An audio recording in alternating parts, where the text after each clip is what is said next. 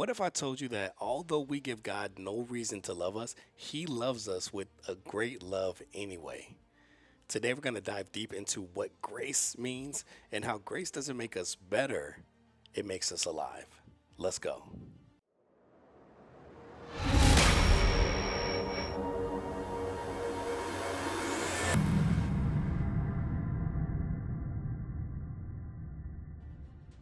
Today's episode of The Shift, we're going to be jumping into what happens when heaven breathes on something that was dead.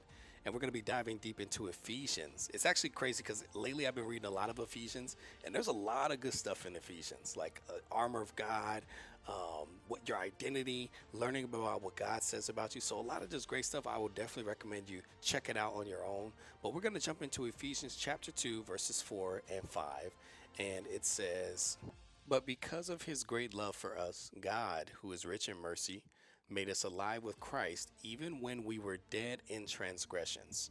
It is by grace you have been saved." He didn't wait until, we became lovable. He loved us when we were already dead in our trespasses, and he made us alive together with Christ. So this is what he did to those who were already dead in sin. He shared in our death so that we could share in his resurrected life. And that's just super deep. It reminds me of what we talked about last week when we went over Romans chapter 8, verses 29 and 30. And in that scripture, we talked about how God foreknew those that he predestined to be conformed to the image of his son, that he might be the firstborn among many brothers and sisters. So pretty much staying in topic with what we talked about last week. But by grace, you have been saved. So Paul, who's the writer of Ephesians, he's writing to the church of Ephesus.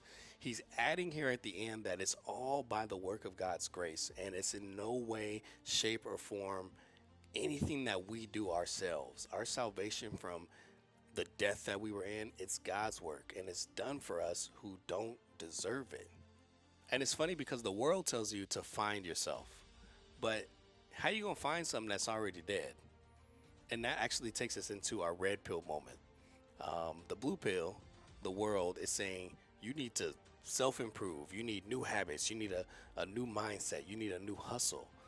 But here's the red pill. God says something far more radical than that. He says you don't need improvement. You really need resurrection. And that's where grace comes into play. Grace didn't come to polish you up. It came to pull you out of the grave that you're in. And if that's true, then your story isn't about who you used to be. It's about the power that made you new. So you've been resurrected. Don't live like a corpse. Don't live like a zombie.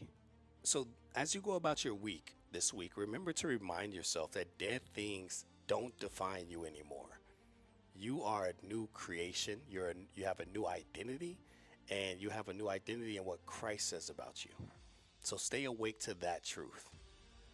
Thanks for watching. This is The Shift. Peace.